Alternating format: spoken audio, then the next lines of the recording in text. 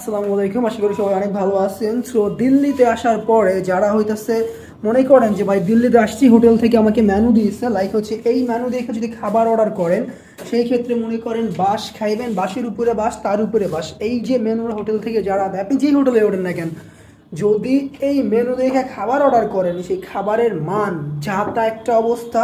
আর দ্বিতীয় কথা, কালকে রাতে আমি তো প্রায় 4-5 দিন ধরে দিল্লিতে, তো আমি কি করছি, এর আগে আমি কখনো হইতেছে আপনার হচ্ছে হোটেল থেকে খাবার অর্ডার করে নিই, মানে আমি যেখানে উঠছি এখানে যে মেনু আছে বা এর আন্ডারে যে খাবারগুলো নিয়েছেন এগুলো অর্ডার করি না, আমি বাইরে থেকে খাইছি সবসময়।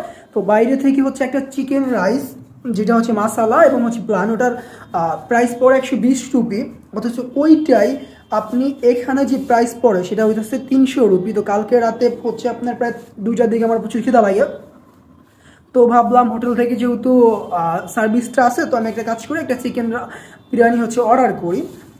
আচ্ছা, এখানে আছে চিকেন বিরিয়ানি, এই যে চিকেন বিরিয়ানি 300 রুপিতে অর্ডার করছি।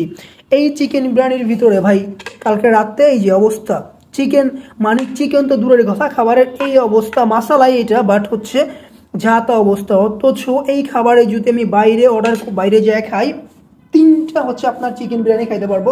আর এই খাবারও ভালো ছিল না কালকে রাতে, তো সব কিছু আমি মনে করি এখানে ফালাই দিছি, যা তো অবস্থা। অথচ আমি যদি খাইতাম, তো মনে করেন যে এর চাইতে অনেক বেশি এবং ভালো খাবার খাইতে পারতাম বাইরে।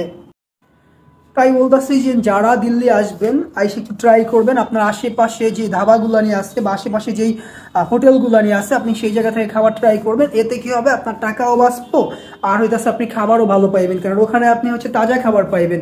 আর এখান থেকে যে খাবারগুলানি আসে এই খাবারগুলানি মূলত ওই সব হোটেল থেকেই আসে, বাট এরা কি করে এক্সট্রা প্রাইস লাগায় তারপরে যে হইতেছে নিয়ে আসে। সো সবাই অনেক ভালো করবেন, subscribe on my channel. Bye bye, tata, আসসালামু আলাইকুম।